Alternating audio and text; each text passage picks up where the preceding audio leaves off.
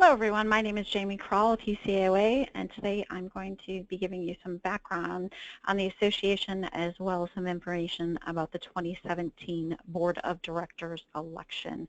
So on the screen we have a timeline of the association. It is a little small here, but you can definitely get on our website and take a look at it in more detail. UCAOA was formed in 2004. It's a membership association for urgent care health and management professionals, facilities, and those who support the urgent care industry.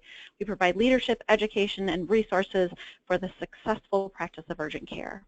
Two of our affiliates are the Urgent Care Foundation, been in existence since 2010, with a mission that includes supporting of research in the field of urgent care medicine. We have the Urgent Care College of Physicians, formed in 2011, originally as a physician-only organization, but the college has recently changed its bylaws to include advanced practice clinicians.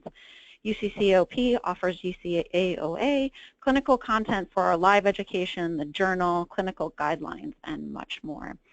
UCAOA also has an extensive committee structure. You can find all those committees online. They're based on member interest and expertise.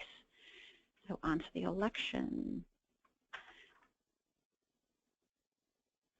The current board of directors is made up of 5 officers and 7 directors. It is a volunteer board. All board members' expenses are reimbursed in line with board-approved policies. In 2017, there are 3 open director positions. Dr. Roger Hicks will be rotating off the board of directors. Dr. Sean McNeely has finished his first term and will be running it as an incumbent. And Dr. Joseph Toscano will also be rotating off the board. We'd like to thank Drs. Hicks and Toscano for their leadership as well as their commitment to UCAOA. So who is eligible to run for the board? The UCAOA bylaws dictate who is eligible to run. At the moment, at least 1/3 of the directors must be allopathic or osteopathic physicians with an active license. The board may consist up to 1/3 vendors, and there may be no more than 1 individual from a single company or urgent care center. So what does that mean for 2017?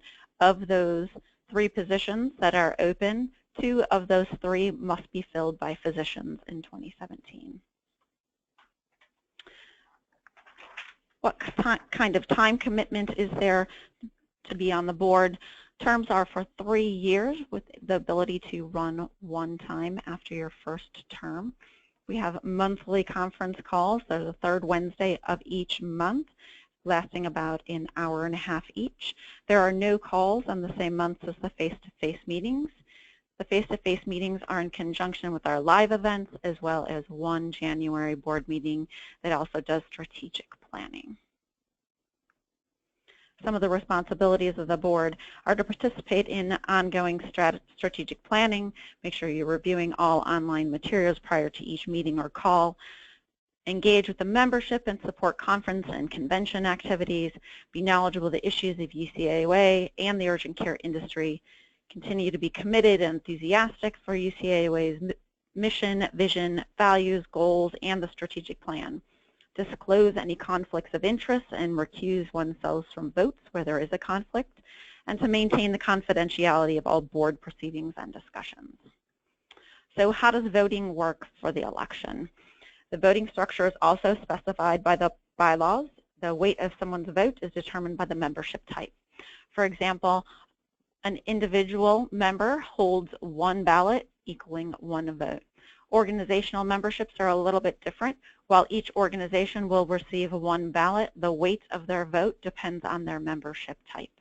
So for example, a 1 to 2 center membership will receive 1 ballot, but the weight of that ballot will be 2 votes. 3 to 4 centers, 1 ballot, 3 votes. All the way up to 101 center memberships will receive 1 ballot, but will be for 8 votes. So if you remember, we have 3 open positions.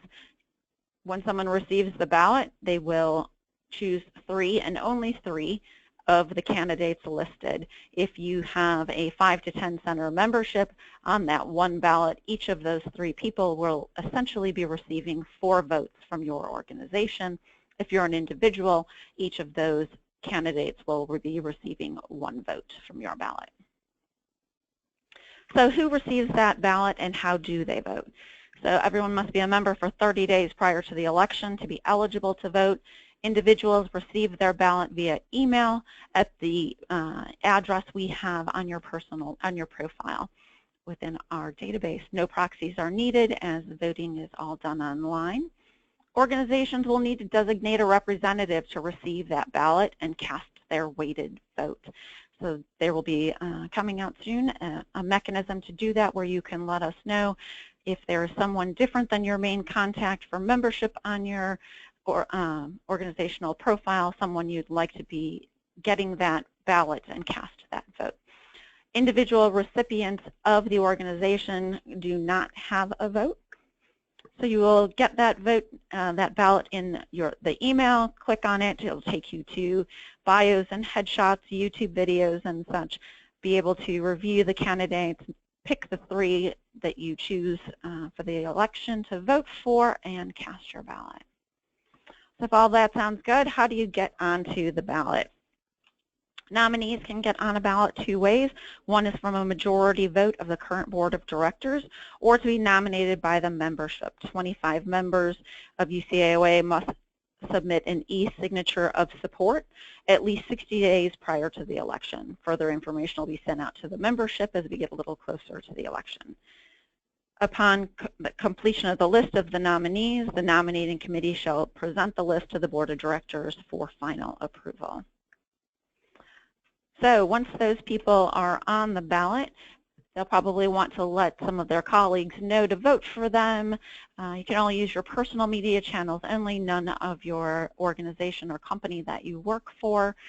If you're going to tag UCAOA in any posts, you need to make sure that it is not suggesting endorsement of your candidacy over anyone else's.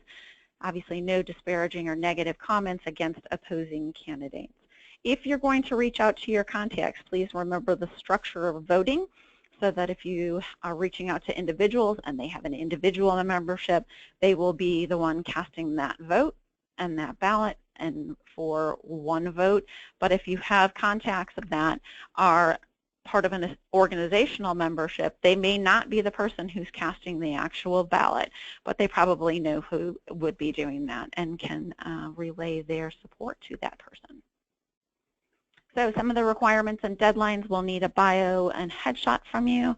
There's a pre-convention speech on YouTube that's optional, gives people something that we post to our website prior to the convention of ways for them to get to know you a little bit before being on site.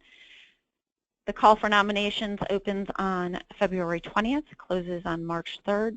The election and those e-ballots are sent out on April 21st. There's a members meeting on site at the Convention and Expo where you'll be able to give a live speech to the membership.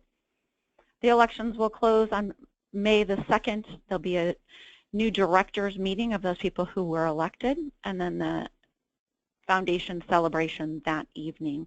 Each candidate is assigned a current board member to keep them informed, to let them know the outcome of the election, and to help answer any questions that you may have.